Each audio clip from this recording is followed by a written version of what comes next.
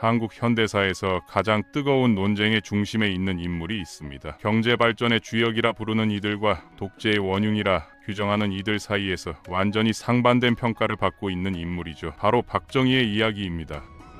오늘 우리는 한국 현대사의 가장 논란 많은 대통령의 삶을 들여다보며 그가 한국 사회에 미친 영향을 객관적으로 살펴보고자 합니다.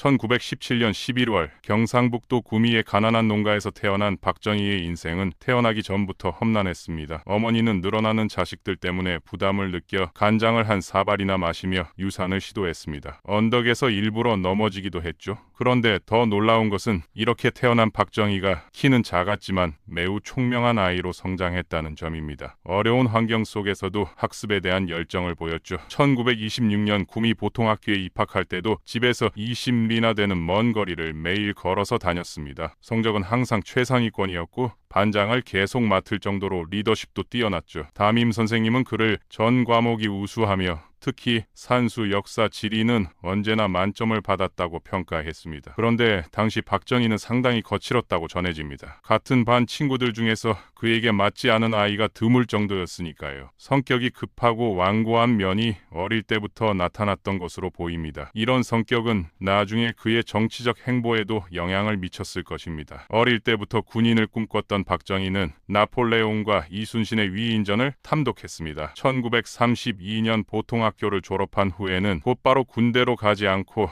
대구 사범학교에 지원했죠. 문제는 집안 형편이 너무나 어려워서 도시락을 싸가지 못할 때가 많았다는 점입니다. 가족들은 내심 박정희가 진학을 포기하기를 바랐지만 담임과 교장 선생님의 설득으로 결국 사범학교에 응시할 수 있었습니다. 총 70명의 지원자 중 51등으로 입학한 박정희였지만 정작 사범학교에서의 성적은 형편없었습니다. 5년 중 3년을 하위권에서 보냈고 후맹평가에서도 양 4번에 가 1번을 받았죠. 그래도 군사 및 체육 관련 과목만은 여전히 뛰어났습니다. 이미 이때부터 그의 관심사가 어디에 있었는지 알 수 있는 대목입니다. 1936년에는 아버지의 강요로 김호남과 결혼했습니다. 박정희는 처음부터 부인을 좋아하지 않아서 신혼 때부터 피해 다닐 정도였다고 합니다. 이 결혼은 나중에 그에게 큰 고민거리가 되었죠. 전통적인 혼인 관습에 따른 결혼이었지만 감정적인 교류는 부족했던 것 같습니다. 1937년 사범학교를 졸업한 박정희는 문경 보통학교에서 3년간 교사로 근무했습니다. 그러다 1940년 갑자기 교직을 그만두고 만주국 육군군관학교에 입교하며 본격적인 군인의 길을 걷게 되죠. 사실 원래부터 군인이 되고 싶었던 박정희는 23세에 만주 국군에 지원했지만 나이 초과로 떨어진 적이 있었습니다. 이때 혈서와 함께 간절한 편지를 제출했는데 이 혈서의 내용을 두고 지금까지도 논란이 계속되고 있습니다. 일본군 장교가 되기 위해 충성을 맹세했다는 주장과 그런 의도가 아니었다는 주장이 팽팽히 맞서고 있죠. 어쨌든 박정희는 만주국 육군 군관학교 예과를 수석으로 졸업했습니다. 1942년에는 성적 우수자로 일본 육군사관학교에 편입했습니다. 1944년에는 300명 중 3등으로 졸업하여 만주국군 보병 제8단 소대장으로 근무하게 되었죠. 군사적 재능은 확실히 뛰어났던 것으로 보입니다. 박정희가 근무했던 곳이 조선 독립군과 인접한 지역이었기 때문에 독립군과 교전했다는 주장도 있고 그렇지 않다는 주장도 있습니다. 확실한 것은 1945년 일본이 패망할 때까지 일제 관동군 장교로 복무했다는 사실이죠. 광복 후에는 한국 광복군에 잠시 편입되었다가 1946년 5월 부산항을 통해 귀국했습니다. 그해 12월 남조선 국방경비사관학교를 마치고 대한민국 육군 장교가 되었습니다. 이때 중요한 사건이 발생합니다. 바로 대구 10월 사건이죠. 미군정을 비판하는 시위에서 박정희의 셋째 형 박상희가 경찰의 총에 맞아 사망했습니다. 박상희는 남조선 노동당 간부였습니다. 존경하던 형의 죽음에 충격을 받은 박정희는 형의 친구 이재복의 권유로 남노당에 입당하게 됩니다. 이 결정은 나중에 그의 인생에 엄청난 영향을 미치게 되죠. 개인적인 감정이 정치적 선택으로 이어진 것입니다. 1948년 10월 여순 사건이 터지면서 박정희의 인생에 또 다른 전환점이 찾아왔습니다. 여수에 주둔한 14연대가 제주 4.3 사건 진압 명령을 거부하고 무장반란을 일으킨 사건이었죠. 박정희는 직접 가담하지는 않았지만 남노당 군사 총책 간부였기 때문에 체포되어 군사재판을 받았습니다. 첫 재판에서는 사형이 구형되었으나 백선엽 정보국장의 배려로 극적으로 살아날 수 있었죠. 1950년 한국 전쟁이 발발하자 박정희는 현역에 복귀했고 인천 상륙작전 때는 중령으로 진급해 육군본부 수송지휘관을 맡았습니다. 능력을 인정받은 것이죠. 이 시기에 또 다른 여성을 만나게 됩니다. 바로 후에 영부인이 되는 유경수였습니다. 유경수는 충북 옥천의 유명한 갑부 딸로 부친은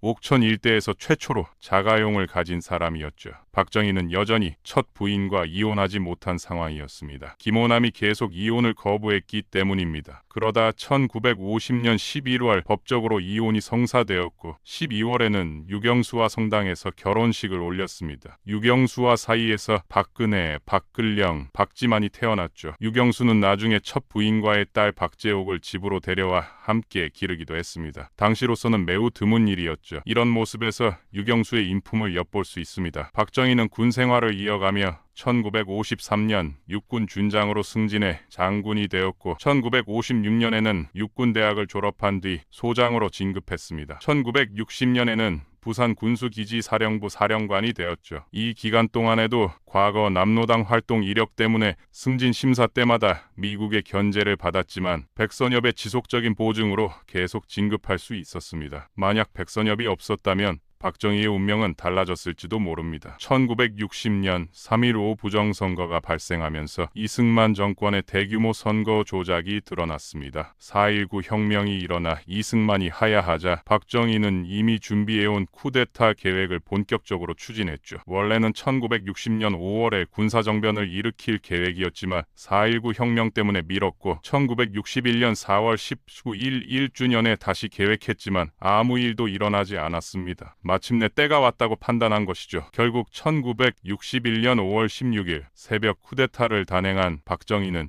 민주당 정부를 무능부패 정부로 규정하며 정권을 장악했습니다. 국가재건 최고회의를 설치하고 의장으로서 입법권과 행정권, 사법권의 일부를 행사했죠. 약 2년 7개월간 군정이 실시되는 동안 모든 정당과 사회단체를 해체시키고 공산주의자들과 이승만 정권의 부패 분자들을 색출하여 군사재판에 회부했습니다. 이른바 혁명재판을 실시한 것입니다. 재판 후에는 자유당 시절 정치 깡패 두목인 이정재를 비롯해 약 200명의 깡패들을 거리로 끌어내어 나는 깡패입니다. 국민의 심판을 받겠습니다. 라는 플래카드를 들고 시민들 앞에서 공개적으로 조리돌림을 시켰죠. 이런 일들로 군사정변을 정당화하며 민중의 지지를 얻었습니다. 당시 국민들은 이런 강력한 조치들을 환영하는 분위기였죠. 정치적 혼란에 지친 국민들에게는 강력한 리더십으로 보였던 것 같습니다. 군정 기간 동안 박정희는 제1차 경제개발 5개년 계획을 추진했습니다. 불균형 성장론을 채택해서 모든 산업을 고루 발전시키는 것이 아니라 몇몇 핵심 산업을 집중적으로 육성하겠다는 전략이었죠. 독재에 대해서는 비판적이더라도 경제 정책에 대해서는 좌우를 막론하고 상당한 평가를 받고 있습니다. 박정희가 경제를 모두 일으켰다기보다는 최소한 성장할 수 있는 기반과 방향성을 제대로 잡아주었다는 평가입니다. 처음에는 과업이 성취되면 정권을 넘기고 군으로 돌아가겠다고 약속했지만 이 약속은 지켜지지 않았습니다. 군복을 벗은 박정희는 제5대 대통령 선거에 출마해서 접전 끝에 민주당 윤보선 후보를 누르고 당선되었죠. 1963년 12월 17일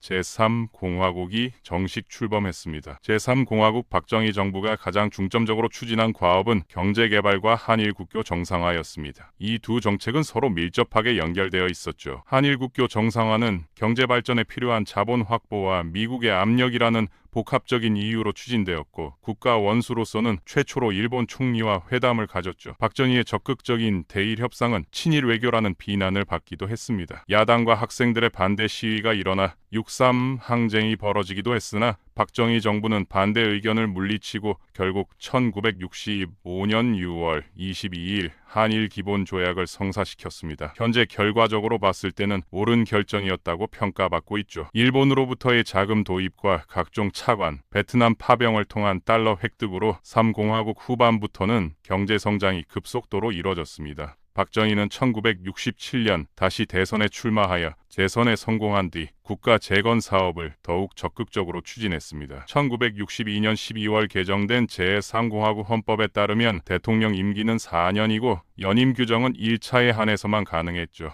따라서 2선까지 연임한 박정희는 헌법상 더 이상 대선에 출마할 수 없었습니다. 그래서 헌법을 개정했죠. 이 개헌으로 장기 집권의 문이 열렸습니다. 1971년 4월 27일 대통령 선거에 출마한 박정희는 정치 신인이었던 신민당 김대중 후보와 경쟁했는데 95만 표라는 예상보다 근소한 차이로 김대중을 누르고 제7대 대통령에 당선되었습니다. 세 번째 임기를 시작한 박정희는 이듬해 10월 유신을 선포했죠. 박정희는 헌법 효력 정지와 국회 해산, 정당 활동 금지 담화를 발표한 뒤 계엄령을 선포하고 12월 27일 국민투표로 제4공화국 헌법을 개정했습니다. 이 헌법을 유신헌법이라고 하는데 유신헌법에 따르면 대통령은 국회의원의 3분의 1과 모든 법관을 임명할 수 있고 긴급조치권과 국회 해산권을 가지며 임기는 6년으로 늘어나고 횟수 제한 없이 연임할 수 있었습니다. 대통령 선출 방식은 직접 선거에서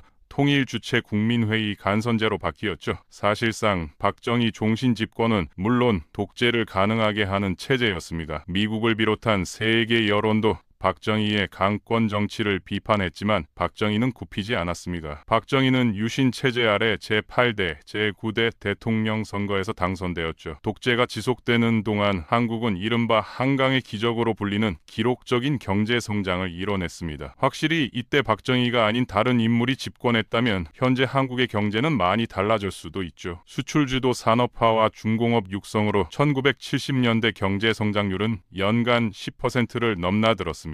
국민소득도 1인당 250달러 정도로 10년 전보다 엄청나게 증가했죠. 하지만 정치적 사회적 갈등을 억눌러온 박정희 정부의 유신체제는 1979년에 한계에 부딪혔습니다. YH 사건이 갈등을 심화시키는데 한몫했죠. YH 사건은 1979년 8월 9일부터 11일까지 YH 무역의 여성 노동자들이 회사의 일방적인 폐업 조치에 함의하여 야당인 신민당 당사에서 농성 시위를 벌인 사건입니다. 이때 신민당 김영삼 총재가 이들을 찾아가 격려하고 정부 대책을 촉구하며 사태 해결을 시도했지만 정부는 10일 새벽 2시에 경찰력을 투입하여 강제 진압했죠. 김영삼도 여러 사건을 엮어 국회에서 제명시켰습니다. 김영삼이 국회에서 쫓겨난 사건을 계기로 그동안 쌓였던 국민의 불만이 폭발했죠. 그 결과 10월 16일 부산과 마산을 중심으로 유신체제에 대항한 부마민주항쟁이 일어났습니다. 부산대학교 정문도서관 앞에서 500여 명의 학생들이 모여 반정부 시위를 벌이는 것에서 시작되었습니다. 부산 동아대학교에서도 1000여 명의 학생들이 합류하여